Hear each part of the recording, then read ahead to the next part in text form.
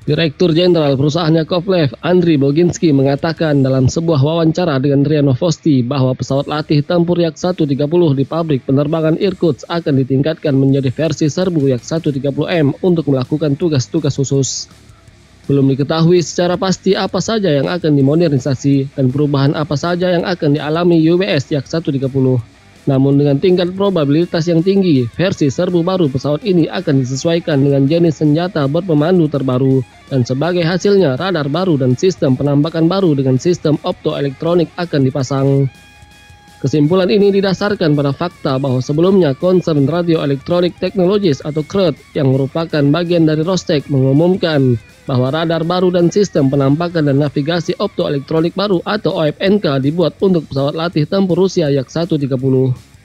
Menurut Wakil Direktur Jenderal pertama CRET, Vladimir Mikhev, dengan mempertimbangkan modernisasi tersebut dalam kerangka beberapa skenario penggunaan tempur, itu akan membawa karakteristik teknis potensial Yak-130 lebih dekat dengan kemampuan pesawat tempur Su-25 SM-2 dan memungkinkannya untuk menyerang target darat dan udara tanpa masuk ke zona pertahanan udara musuh. Radar Yak-130 yang baru akan beroperasi di bawah kendali komputer pusat tempur tunggal atau BTSVM yang dikombinasikan dengan sistem OFNK baru pesawat yang memungkinkan penggunaan senjata rudal presisi tinggi terbaru. Sedangkan untuk armor tambahan untuk versi serbu pesawat belum ada informasi. Namun sebelumnya ada informasi bahwa Yak-130 yang telah di-upgrade akan menerima mesin lain yang lebih modern. Pusat Penelitian dan Produksi Salyut melaporkan bahwa untuk versi serbu Yak-130M yang berbasis mesin AI/222/25, mereka sedang mengerjakan produk SM-100 baru dengan sistem kontrol digital. Rostec juga menekankan bahwa karakteristik teknis dari pembangkit listrik yang ditingkatkan akan memungkinkan untuk menggunakan versi pesawat Yak-130M tak hanya untuk pelatihan, tetapi juga untuk tujuan tempur. Sebelumnya Yak-130 dikembangkan sebagai pesawat canggih untuk pelatihan pilot militer. Sekarang untuk ekspor, pesawat ini pun diposisikan sebagai pesawat serang ringan. Yakovlev Yak-130 adalah pesawat tempur latih 2 kursi yang diproduksi oleh Irkut Corporation, bagian dari United Aircraft Corporation. Dirunut dari sejarahnya, Yak-130 adalah hasil pengembangan antara Yakovlev dan Aermacchi Italia. Hal tersebut yang menyiratkan adanya kemiripan desain Yak-130 dengan Aermacchi M346FA.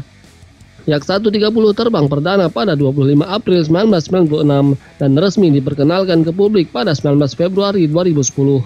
Karena merupakan pesawat latih tempur lansiran anyar, Yak-130 sudah dirancang untuk pas sebagai wahana transisi penerbang ke pesawat tempur generasi 4 plus dan generasi 5 seperti Sukhoi Su-57.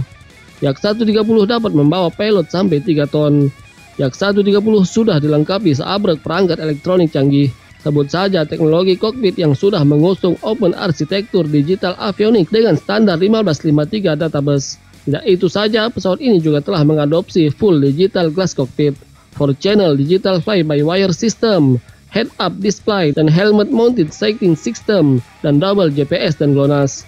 Yak-130 punya kemampuan serang dengan bekal 9 hardpoint, yaitu 2 di ujung sayap, 6 di bawah kedua sayap, dan 1 hardpoint di bawah fuselage. Yak-130 punya bobot maksimum saat tinggal landas 10.290 kg. Pesawat ini disokong mesin 2 kali progres AI22225 turbofan dengan kecepatan maksimum 1060 km per jam dan kecepatan jelajah 887 km per jam. Dengan bahan bakar internal, jarak jangkau terbang pesawat ini bisa mencapai 2100 km, sedangkan radius tempur 555 km.